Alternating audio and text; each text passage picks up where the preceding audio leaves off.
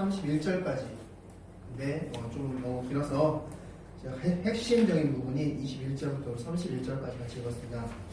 우리 지난주에 4장 전반부 중에서도 앞부분을 살펴보았습니다. 그래서 4장 1절부터 7절 유업을 이을 자에 대해서 말씀 나눴고 8절부터 11절 그런 유업을 이을 자가 된 갈라디아 교인들이 지금 어떻게 하고 있는지 다시 예전의 모습대로 회귀됐다. 그것을 이제 바울이 꾸짖는 장면을 같이 보았고, 그리고 오늘은 이제 12절부터 20절까지 전반부의 뒷부분을 같이 나누고 21절부터 31절까지 그럼 바울이 하고 싶은 이야기가 무엇이었는지 같이 나누도록 하겠습니다. 자, 오늘 말씀은 크게 두 가지 질문으로 시작됩니다. 12절부터 20절 말씀은 바로 11절 말씀의 연장선입니다. 11절 말씀 이렇게 적혀있습니다. 내가 너희를 위하여 수고한 것이 헛될까 두려워하노라 말씀하고 있습니다. 여기서 바울이 수고했다라고 말씀하고 있는데 어떤 부분에서 수고했는지, 무엇을 수고했는지 그 부분을 같이 나누도록 하겠습니다. 그리고 두 번째로 21절부터 31절 말씀은 이제 바울이 하갈과 사라라는 두 인물을 통해서 복음이 무엇인지를 가르쳐 주려고 하는 것인데, 율법과 복음에 대한 비교를 하려는 것인데, 거기서 이제 어떤 걸 말하고 싶은지 20절 말씀 보면 언성을 높인다고 말씀하셨습니다. 즉 어떤 내용으로 바울이 지금 언성을 높이고 싶은지 그것을 말씀하는 겁니다. 그래서 두 가지 질문입니다.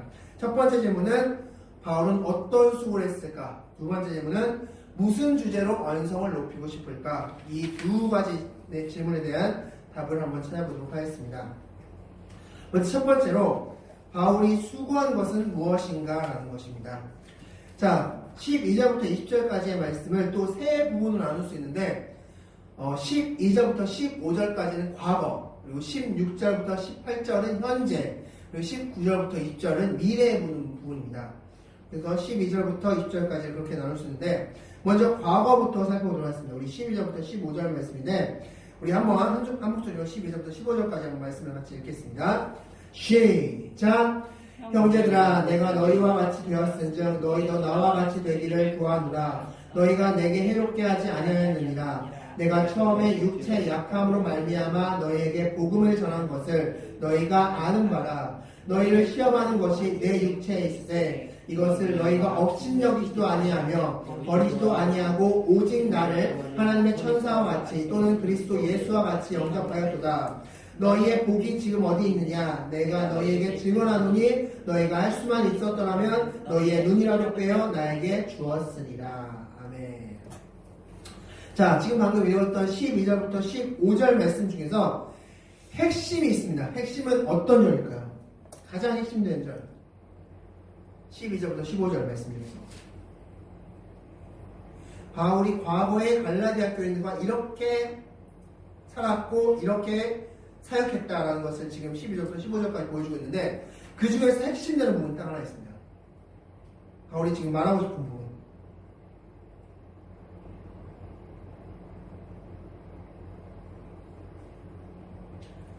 바로 15절입니다. 15절. 15절의 어떤 부분일까요? 네, 맞습니다. 너희의 복이 지금 어디 있느냐. 그 중에서 한 단어를 꼽자면 복이라는 단어가 있고, 자, 이 복이라는 단어는 그냥 일반적인 복의 개념이 아니라 원어를 보면 행복, 기쁨, 즐거움을 가리키는 단어입니다. 그래서 너희의 지금 행복, 즐거움, 기쁨이 어디 있느냐라는 질문을 하는 겁니다. 그렇다면 이전에는 있었는데 지금은 없다는 겁니다. 바울이 지금 핵심적으로 말하고 싶은 것은 이전에 너희가 복이, 행복이 그렇게 가득했는데 지금 너희에게 행복이 있니? 너희 지금 행복하니? 너희 지금 신앙생활 해나가는데 그렇게 율법주의적으로 신앙생활 해나가는데 진짜 행복하니? 라고 지금 바울이 묻고 있는 것입니다. 그렇다면 얼마나 그들이 행복했는지 한번 보도록 하겠습니다. 우리 13절 말씀 보면 내가 처음에 육체의 약함으로 말미암아 너에게 왔다라고 말씀하고 있습니다. 바울이 처음에 갈라디아 교인들을 만났을 때를 기억하면 바울이 육체 약함 때문에 갈라디아 지역을 방문했다라고 말씀하고 있습니다. 이 부분은 사실 성경에 그렇게 자세히 기록되어 있지 않기 때문에 어떤 의미인지, 어떤 느낌인지, 어떤 의미인지에 대해서 사실 정확히는 알지 못합니다. 사도행전을 보더라도 정확히 이 부분을 언급하고 있지 않기 때문에 사실 어떻게 해서 갈라디아 교회 지방을 가게 됐는지에 대해서 정확히는 알지 못하지만 어쨌든 바울은 나의 육체적 약함 때문에 이렇게 갈라디아 지방을 가게 됐다라고 말씀하고 있습니다. 근데 여기서 말씀하고 있는 육체의 약함이라고 말씀하고 있는데 이 육체의 약함에 대해서 많은 분들이 들으셨을 겁니다. 바울의 육체의 약함에 대해서 총 4가지 정도로 꼽아서 볼 수 있는데 첫 번째는 간질, 가장 대표적으로 간질, 두 번째는 안질, 세 번째는 신체적 부족함이 있었다. 그리고 조금 더 좀 과격하게 표현하는 분들은 바울이 정신병이 있었지 않았을까라고 생각합니다. 이 육체적 약함에 대해서 바울의 이런 일이 있었을 것이다라고 생각하는 그렇게 추측하게 됩니다. 그런데 여기서 이제 간질, 이제 8, 90년대 우리나라 80년대, 90년대 교회에서는 이 바울의 육체적 약함을 간질로 많이 해석했습니다. 바울이 간질이 있었을 것이다. 근데 사실 이 해석은 굉장히 조심스러운 해석입니다. 왜냐하면 이 간질이라고 하는 이유는 사도행전 9장에 보면 바울이 다메섹 길거리에서 다메섹으로 가는 그 길가에서 하나님을 만나고 나서 예수님을 보고 나서 그가 말을 못하게 되고 눈을 멀게 되고 한동안 밥을 먹지 못한다라는 기록이 있습니다. 그걸 가리켜서 간질 환자들이 나의 증상과 비슷하다라고 해서 바울을 간질로 추측합니다. 바울이 간질이 있었을 것이다. 그런데 이 추측이 조금 위험스러운 것이 만약 그렇게 추측해버리면 바울이 경험했던 그 신비로운 경험, 하나님의 그 놀라운 체험적 경험이 간질병으로 인한 체험으로서 이렇게 매장될 수 있는, 정의될 수 있는 그런 위험성이 있기 때문에 간질이라고 해석하는 것은 조금은 조심스러운 해석이 될 수 있을 것 같습니다. 그래서 요즘 들어서는 바울의 그 육체적 약함을 안질로 해석하는 경우가 많습니다. 앞서 15절 말씀 보면 이렇게 적혀 있습니다. 너희의 복이 지금 어디 있느냐? 내가 너희에게 증언하노니 너희가 할 수만 있었더라면 너희의 눈이라도 빼어 나에게 주었다라고 말씀하십니다. 즉 눈이라도 빼어서 주었다라는 표현을 쓴 거 봐서 그리고 이제 뒷부분 보면 바울이 큰 글씨로 너에게 증언했다 말씀하고 있는데 그런 것으로 봐서는 바울이 눈이 약했을 것이다. 그래서 갈라디아 교인들이 바울 선생님께 내 눈이라도 좀 줄 수 있으면 줬으면 좋겠다 라고 표현했을 것이다. 그래서 바울이 이 육체적 약함이 있었는데 그 육체적 약함이 안질이었을 것이다. 눈이 좀 안 좋았을 것이다 라고 추측합니다. 물론 이것은 정확한 것은 아니지만 그렇게 추측합니다. 즉 중요한 것은 바울이 육체적 약함이 있어서 갈라디아 지방을 가게 됐고 그 갈라디아 지방에서 그 갈라디아 교인들이 바울을 얼마나 사랑했고 그가 베푼 복음이 얼마나 좋았으면 내가 바울 선생님에게 눈이라도 빼주고 싶습니다 라고 말할 정도로 바울을 사랑했다는 것입니다. 그런 기쁨이 그 갈라디아 지방에게 있었는데 지금 너희들한테 그런 기쁨이 있니? 라고 지금 바울이 묻고 있는 것입니다. 자, 이 부분은 성경에서 우리 좀 찾아볼 수 있는데 자, 사도행전 15장 3절 말씀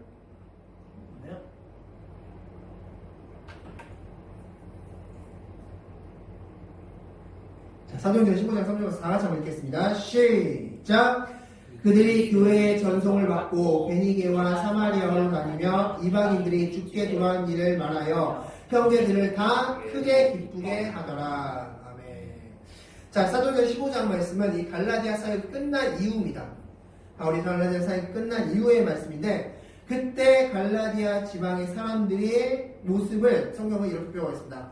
크게 기뻐했다. 크게 기뻐했다. 바울과 즉 갈라디아 교인들이 복음 안에서 있었을 때는 크게 기뻐했는데 율법을 지키려고 하다 보니까 그 기쁨이 사라졌다는 것입니다. 그것을 지금 바울이 지적하고 있습니다. 자, 그리고 나서 이제 16절부터 18절 말씀 우리 한번 다 같이 읽겠습니다. 시작! 그런즉 내가 너희에게 참된 말을 함으로 원수가 되었느냐? 그들이 너희에게 대하여 열심히 하는 것은 좋은 뜻이 아니오 오직 너희를 이간시켜 너희로 그들에게 대하여 열심을 내게 하려 함이라. 좋은 일에 대하여 열심으로 사모함을 받음은 내가 너희에 대하였을 때뿐 아니라 언제든지 좋으니라. 아멘. 자, 16절 말씀은 굉장히 충격적인 단어가 있습니다. 어떤 단어입니까? 원수가 됐다. 자, 15절까지는 바울과 갈라디아 교인들의 관계가 사랑하는 관계였습니다. 굉장히 즐겁고 평안하고 막 너무나 같이 있으면 너무나 행복한 관계였는데 그들이 율법주의를 받아들면서 바울의 그 메시지가 잘못됐다고 인식하면서부터 바울을 원수대하듯 했다는 겁니다. 그 전까지 바울이 복음을 전했을 때는 바울 선생님께 눈이라도 펴줬으면 좋겠어. 네, 어떻게 바울 선생님을 위해서 뭔가 할 수 있는 게 없을까 하면서 바울을 위했던 사람들이 16절 말씀에서 원수대하듯 했습니다. 원수대하듯. 자, 그렇다면 여기서 질문입니다. 만약에 바울이 가르친 게 잘못됐다면 바울을 원수대하는 게 맞습니다. 바울이 지금 원수대하면. 자, 그럼 바울이 가르친 게 잘못됐다는 가정하에 그렇다면 이 율법주의자들의 가르침은 온전한 것인가? 그 질문이 나올 수 있는데 그것에 대해서 17절 말씀에서 바울이 이렇게 표현합니다. 너희에게 지금 율법주의를 가르치는 그들은 좋은 뜻으로 하는 것이 아니라 너희를 그들에게 종속시키기 위해서 그래서 그들에게 대하여 열심을 내게 하려고 너희들에게 율법을 가르친 거야 라고 말하고 있는 겁니다. 자, 무슨 말이냐?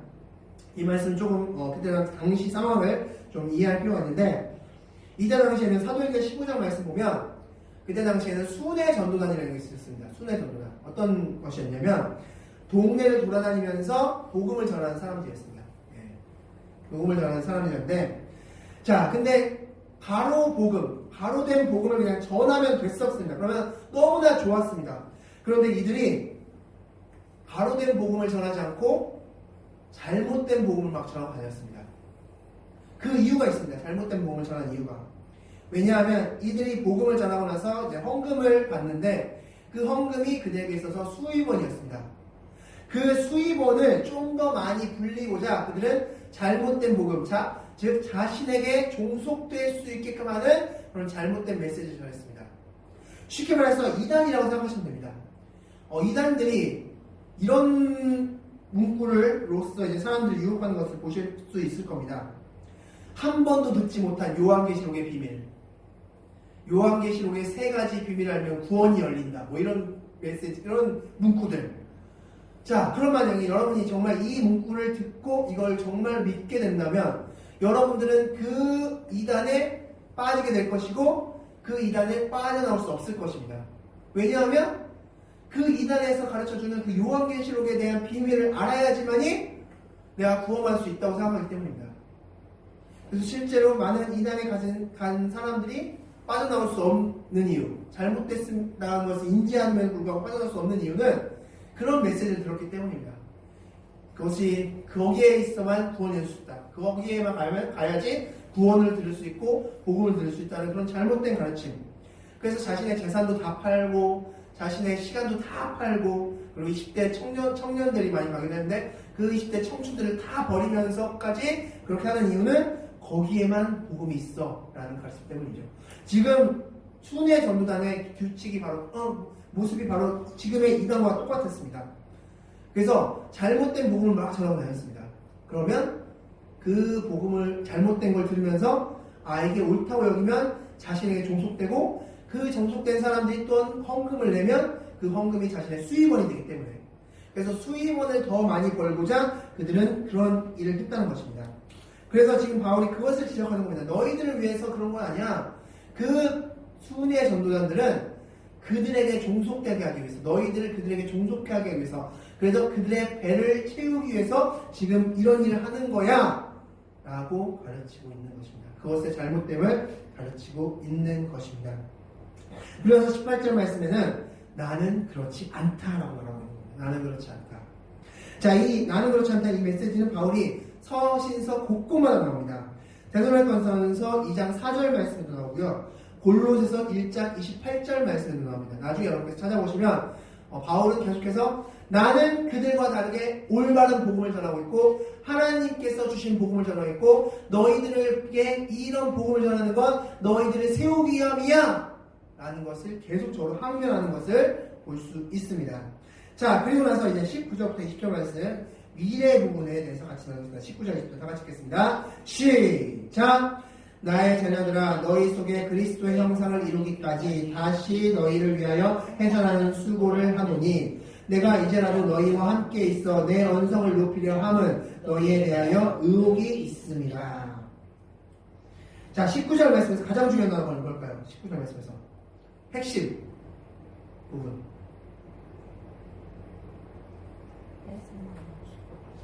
자, 다시. 자, 바울이 다시 한다는 겁니다. 다시 해산할 수고를 한다는 것입니다. 그전에도 해산할 수고로서 너희들에게 가르쳤지만 다시, 지금 처음부터 다시 시작할게 라는 겁니다. 처음부터 다시 너희를 해산하는 수고를 하겠다. 그 복음을, 그래서 그리스도의 형상을 이루기까지. 우리의 신앙의 목표가 바로 그리스도의 형상을 이루는 것입니다. 우리들의 신앙의 목표가, 성화되는 그 과정의 목표가 그리스도의 형상을 이루는 것입니다.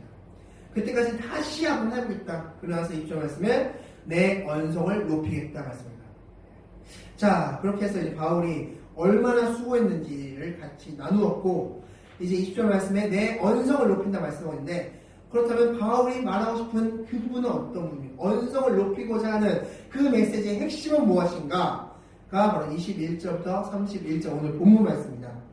이 본문 말씀 여러분께서 읽어보시면 아시겠지만 굉장히 좀 어렵습니다, 내용이. 왜냐하면 비유의 말씀이기 때문입니다. 그래서 여러분께서 잘 들으시고 이 말씀을 잘 이해하시고 여러분의 것으로 삼으시기 바라겠습니다.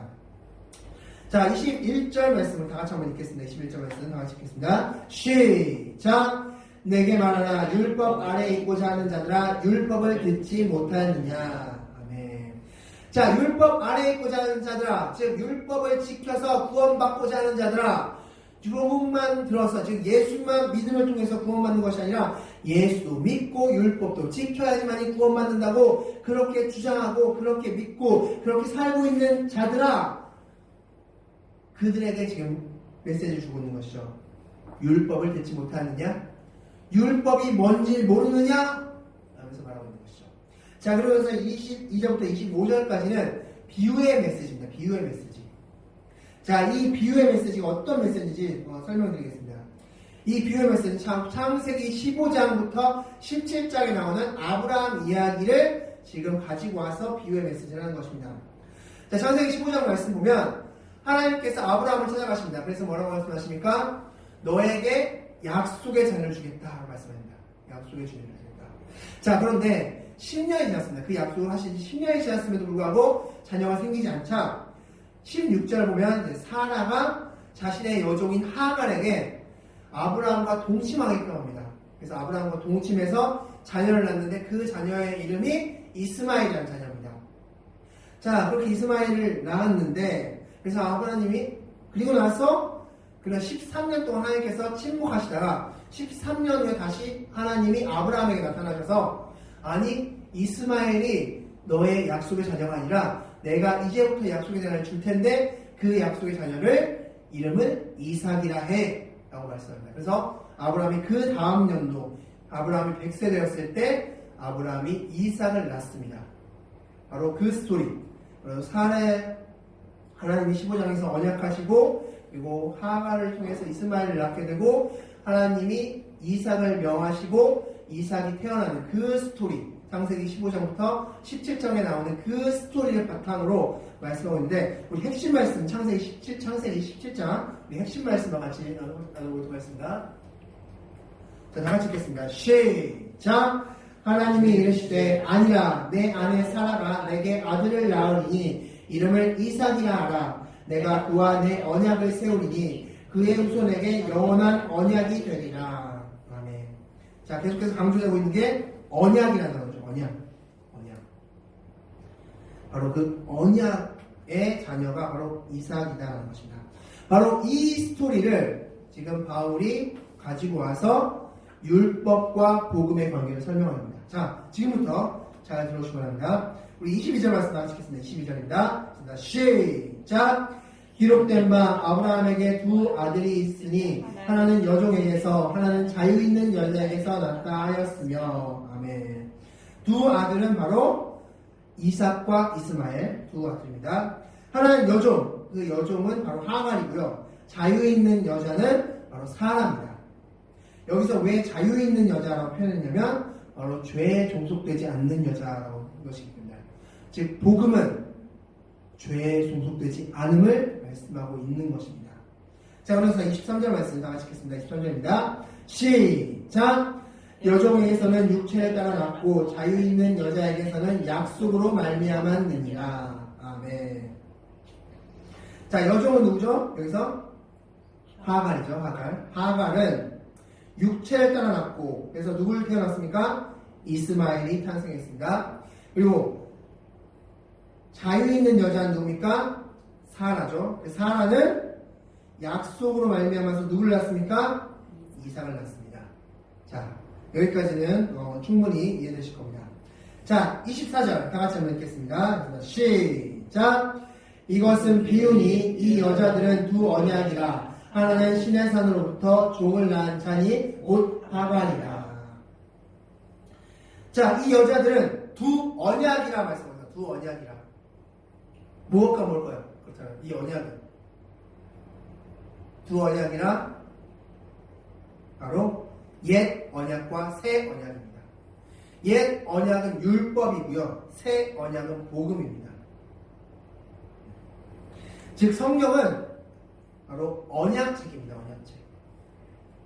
창세기부터 요한계시록까지 언약, 약속으로 이루어진 책이 바로 성경책입니다. 옛 언약은 율법, 새 언약은 복음입니다. 그리고 옛 언약은 하갈, 새 언약은 사라를 가리키는 것입니다. 자, 그런데 24절 말씀에서 하나는, 즉 여기서 말하는 하나는 하갈입니다. 하갈은 신의 산으로부터 종을 낳은 자니 곧 하갈이라고 말씀하고 있습니다. 그래서 신의 산이라고 말하고 있는 것은 출애굽기 19장의 말씀 보면 바로 율법을 받은 곳, 하나님의 율법을 받은 곳이 신의 산이기 때문에 신의 산을 지금 하갈에 비유하고 있는 것입니다. 즉 하갈 이꼬로 신의 산입니다. 자, 그런데 이 신의 산이 또한 종을 낳은 자라라고 말씀하셨습니다. 종을 낳은 자. 자, 무슨 말씀이냐? 하갈이 지금 누구를 낳았습니까? 이스마엘을 낳았습니다. 그렇다면 이스마엘을 아브라함을 통해서 낳았는데, 그렇다면 이스마엘이 자유자입니까? 종입니까? 친아들입니까? 종입니까? 종이죠. 왜 종일까, 이스마엘이? 종을 통해서 나왔기 때문에. 그의 어머니가 종이기 때문에, 종을 통해서 낳은 자녀이기 때문에 이스마엘도 종이라는 것입니다. 자, 그렇다면 지금 이 비유의 메시지는 뭘까요? 24절. 지금까지 이 하나님 바울이 지금 이 하갈과 사례의 이야기를 통해서 지금 진짜 하고 싶은 메시지는 뭘까요? 진짜 하고 싶은 메시지.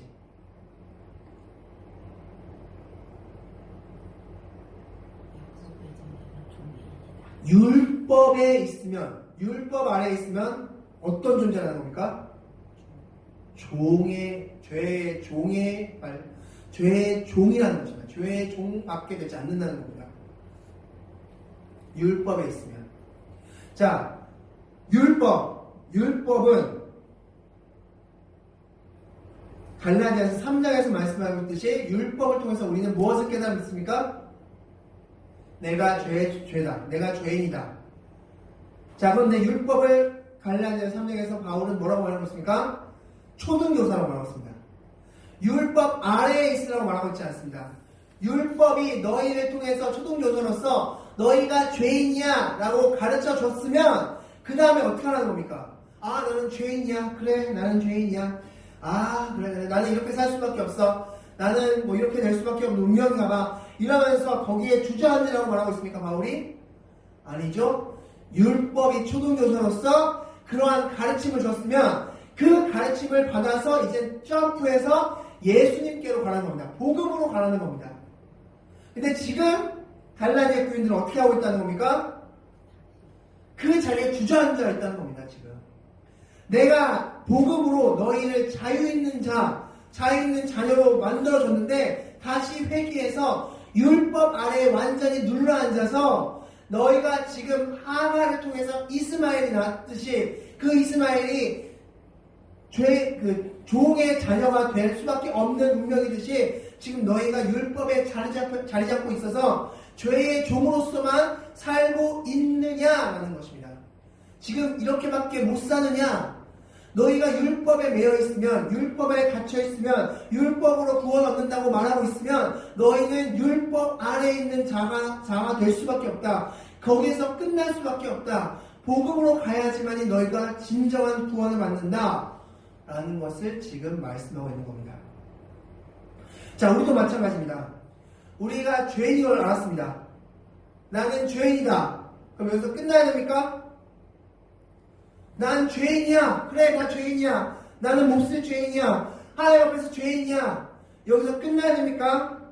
아니죠. 이젠 그것을 깨닫게 보고 율법이 알려줬으면, 율법 속에서 그게 깨달아졌으면, 그 다음에 이제 우리가 해야 될 것은 예수님께 가야 되는 겁니다. 예수님의 십자가에 무릎 꿇어야 됩니다. 엎드려야 됩니다. 그래서 내 죄를 다 사해주세요. 예수님이 십자가에 달리신 그 사건이, 그리고 부활하신 그 사건이 나 때문에 하신 사건임을 믿습니다라고 고백하고 믿어야 된다는 것입니다.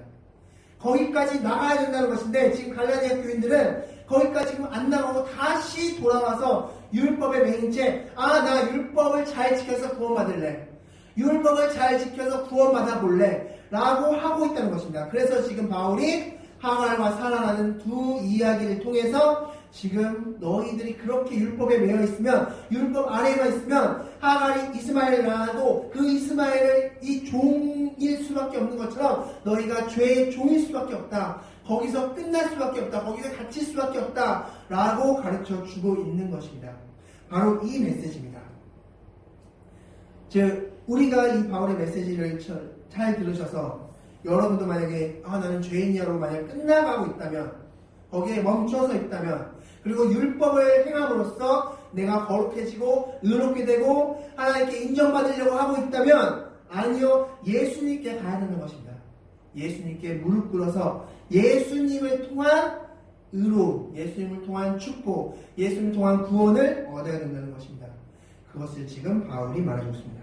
그것이 복음이다 라고 말해주고 있습니다. 자, 그러면서 25절 말씀 다 같이 한번 읽겠습니다. 25절입니다. 시작! 이 하갈은 아라비아에 있는 시내산으로서 지금 있는 예루살렘과 같은 곳이니 그가 그 자녀들과 더불어 종로로 타고. 자, 25절 말씀 좀 어려운 말씀입니다. 자, 아라비아에 있는 시내산으로서 지금 있는 예루살렘과 같은 곳이다라는 것은 지형적으로 같다는 뜻이 아닙니다. 지형적으로 틀립니다.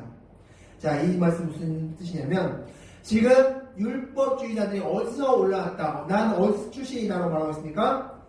갈라디아서 2장을 보면 야고보에서 왔다, 야고보에게로부터 왔다라고 말하고 있습니다. 야고보에게로부터. 즉, 야고보에게로부터 왔다는 것은 야고보가 지금 어느 교회 수장입니까? 바로 예루살렘 교회 수장입니다. 즉, 나는 예루살렘으로부터 왔어. 즉, 나는 정통파야 라고 주장하고 있는 겁니다. 지금 그것을 바울이 말하고 있는 겁니다. 자, 예루살렘에 왔다고 다 정통파가 아니야. 다 진짜 복음이 아니야. 예루살렘에 지금도 시내산에 있는 율법에 갇혀 사는 사람들이 아직도 많이 있어 라고 말하고 있는 겁니다. 즉, 예루살렘에서 왔다고 너희가 다 그것을 믿으면 안 돼. 그것을 다 인정하면 안 돼. 진짜 복음을 전하는지 잘 기억하고 그것을 판단해야 돼 라고 말하고 있는 것입니다. 자, 그렇게 해서 바울이 22절부터 25절까지 비유의 말씀을 통해서 율법 아래에 갇히지 말고 복음으로 나와라 라고 가르쳤고, 그래서 26절부터 31절까지는 분위기를 반전시켜서 이제 오늘의 제목이죠. 오늘 설교 제목인 복음의 승리에 대해서 말씀해 주고 있습니다. 우리 26절 다 같이 한번 읽겠습니다. 시작!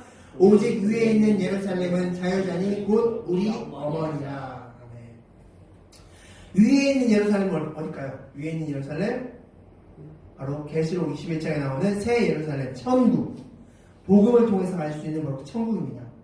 자, 그 예루살렘은 자유자니 곧 우리 어머니라. 무슨 말씀입니까? 어머니는 어떤 존재입니까? 잉태하는 존재죠. 복음으로서 잉태되어야 됨을 말씀하고 있습니다. 복음으로서 잉태되어야 됨을 말씀하고 있는 겁니다. 자, 그리고 나서 27절 말씀, 기록된 바 하면서 말씀을 보고 있는데, 말씀을 적었는데, 이것의 주석을 밑을 보면 뭐라고 적고 있습니까? 어디에서 인용했다 말씀하고 있습니까? 이사야 54장 1절 말씀에서 인용했다라고 성경을 적고 있습니다.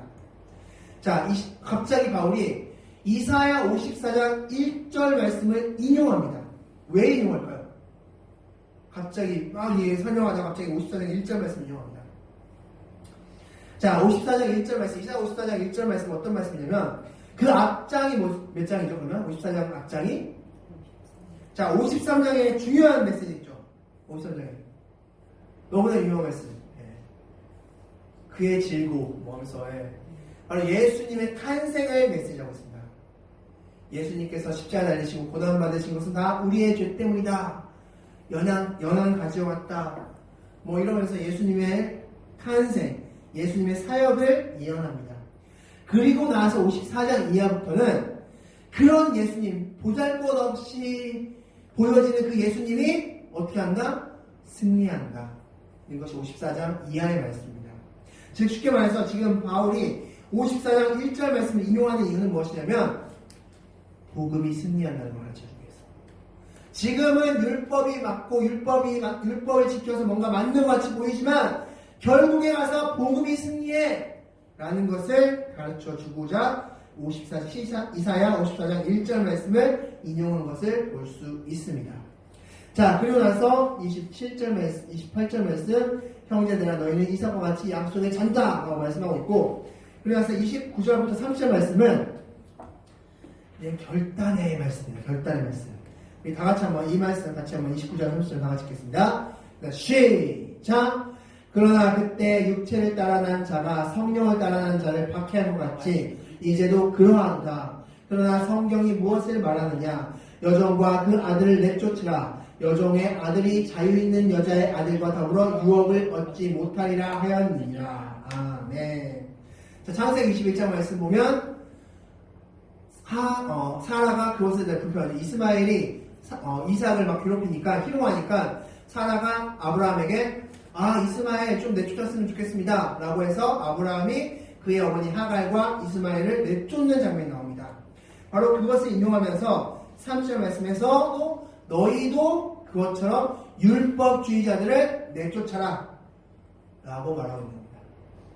너희들 결단에 율법이 옳은 것 같아, 율법을 지켜서 구원 얻는 게 맞는 것 같아, 아니면 복음으로만 구원 얻는 게 맞는 것 같아, 결단해 라고 말씀하고 있는 겁니다. 그리고 나서 마지막 31절에 마지막으로 정리하고 있습니다. 다같이 한번 31절 읽겠습니다. 시작!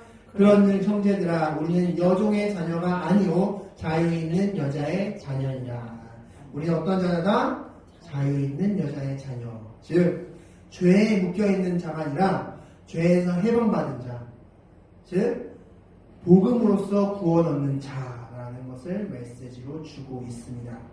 이것으로서 갈라디아 4장을 진행하도록 하겠습니다. 시작해서 바로 마지막으로 복음의 승리까지 바울은 선포하고 있습니다. 그래서 이제 5장부터 6장 이 두 장에 걸쳐서는 그렇게 의인된 자들이 어떻게 살아야 되는지에 대해서 메시지를 주고 있습니다. 우리 다음 주부터 여기서 말씀 나누도록 하겠습니다. 자, 말씀을 정리하도록 하겠습니다. 우리 말씀을 한 구절 보고 정리하겠습니다.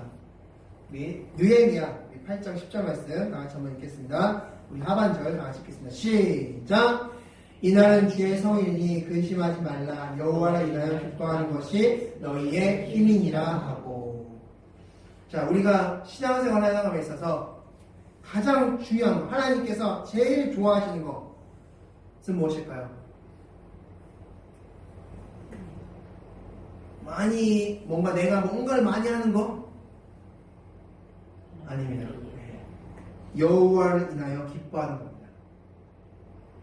나를 구원해주신 하나님 때문에 기뻐서 신앙생활하는 것을 가장 중요하십니다. 가장 기뻐하시고 가장 중요시 여깁니다. 그래서 이 느헤미야 말씀뿐만 아니라 성경 곳곳에 나옵니다. 사실 이 말씀은 하나님으로 인해서 즐거워라. 하나님 때문에 기뻐서 신앙생활하고 기뻐서 살아라. 그것이 너희의 힘이다 말씀합니다. 우리가 신앙생활함에 있어서 내가 뭔가를 잘해서 내가 뭔가를 해서 하나님을 기쁘시게 하는 게 아니라 하나님이 기쁘신 이유는 내가 구원받았음에 감사하고 그 구원받은 기쁨으로 신앙생활을 하고 그 기쁨으로 봉사도 하고 기쁨으로 뭔가를 하는 그것을 기뻐하는 거지 내가 뭔가 이렇게 해서 하나님께 칭찬받고 이렇게 해서 하나님께 구원받을 거야 라는 것은 기뻐하지 않는다는 겁니다. 여러분의 신앙생활의 근거는 무엇입니까? 오늘 이 시간 말씀을 통해서 내 신앙생활의 근거는 하나님 때문에 기뻐서 하는 것이 근거인가? 아니면 이걸 통해서 내가 뭔가를 얻고자 하는 것이 근거인가? 바로 여러분 스스로 한번 판단해 보시고 하나님을 인해서 기뻐하시는 여러분들이 되시기 바라겠습니다. 다 같이 기도하시겠습니다.